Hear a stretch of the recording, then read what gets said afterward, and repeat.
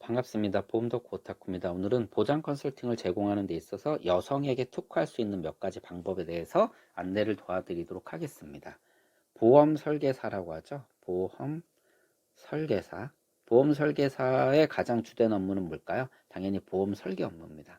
일반적인 재화는 우리가 완성품을 구매합니다. 조립이 필요가 없는 거죠. 그런데 똑같은 정장이라고 해도 우리가 맞춤 정장을 사게 되면 조립이라는 과정이 필요합니다.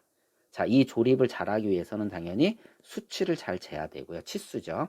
거기에다가 니즈, 뭐 나는 타이트하게 입는다. 나는 좀 넉넉하게 입는다. 나는 뭐 커프슬 버튼을 찬다. 나는 깃을 조금 라운드하게 하고 싶다. 이러한 니즈를 잘 반영을 해서 결국 조립을 하는 이 과정이 매우 중요합니다. 자, 보험도요, 이와 마찬가지로 조립의 대표적인 상품이죠. 우리가 이런 상품들이 이제 오더메이드 상품이라고 하는데, 대표적인 오더메이드 상품이 바로 보험이고요. 보험이나 상품 대부분 다 우리가, 소비자가 아닌 우리가 조립을 해서 결국 소비자한테 제공을 해야 되는 상품입니다. 그래서 무엇보다 조립을 담당하는 사람들의 실력이 중요하죠. 그래서 이 실력이 어떤 거를 판명하느냐, 고객이 납입할 수 있는 보험료가 동일하다면 결국 그 조립을 통해서 이 효율, 이 보험의 효율을 높일 수 있는 거. 이것이 이제 이 실력이라고 우리가 얘기할 수 있는 거고, 또, 뭐, 어떻게 보면, 컨설팅의 매우 중요한 부분이라고 얘기할 수 있을 것 같습니다. 그래서 이 효율을 높이는 방법이 뭐냐? 대표적인 게, 뭐, 여성 전용 컨설팅, 뭐, 남성을 위한 컨설팅, 또는 MZ세대들을 위한 컨설팅, 뭐, 예를 들어서 1인 가구를 위한 컨설팅, 이런 식으로, 소비자의 환경이나 상황에 맞게 상품을 구성하는 것이죠. 자, 여기서 이제 얘기하는 것은 여성 보장 컨설팅인데, 일단 여성이라면 남성 대비 가장 대표적인 게 기대 수명이 현재 6살 더 많습니다. 6년 더 많죠. 남성이 86세, 여성이 86.6세인데 이는 영세 기준으로 앞으로 계속적으로 늘어날 것이고, 현재 살고 있는 사람들은 더 늘어날 것입니다.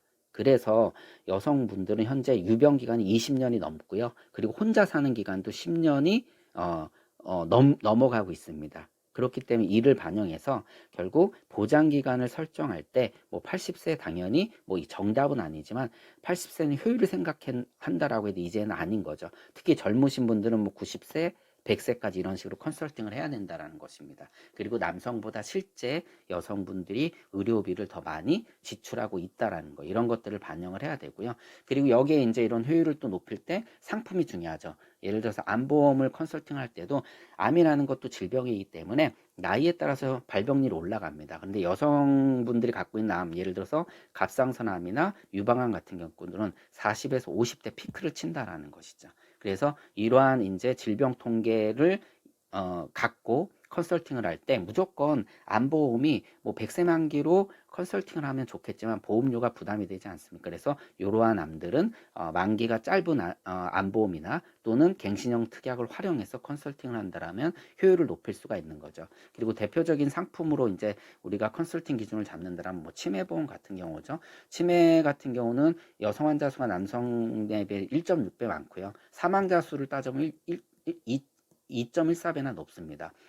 자, 여기서 우리가 남성 같은 경우는 10위 안에 알츠하이머가 안 들어오는데 여성은 알츠하이머가 지금 5위에 위치했거든요. 이러한 것들을 컨설팅을 할 때 이제 치매 같은 경우는 진단금만 설정을 하느냐, 이를 기반으로 해서 뭐 사망 보장을 설정을 하느냐, 이런 것도 이제 매우 중요한 것이 될 수가 있고요.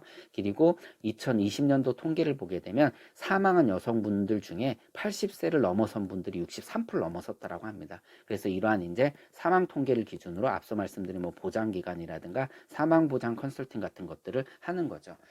여기에 덧붙여서 뭐 직업이나 또는 성향 이런 것들을 반영해서 뭐 일당을 넣느냐, 진단금을 넣느냐, 또 진단금보다 반복되는 수술금을 많이 넣느냐, 뭐 예를 들어서 똑같은 보험료 대비 진단금을 높일 수도 있고 무조건 진단금을 2배로 높일 수도 있고, 뭐 여성 같은 경우는 진단금과 수술금을 나눠서 높일 수도 있는 거죠. 왜냐하면 수술금 같은 경우는 이제 회당 지급이 되기 때문에 뭐 이런 것들을 반영하는 게 결국 여성분들을 위한 특화 컨설팅이라고 간단하게 오늘 뭐 신문 자료를 바탕으로 말씀을 드릴 수 있을 것 있습니다. 오늘 짬보 뉴스는 이렇게 마치도록 하겠습니다. 고맙습니다.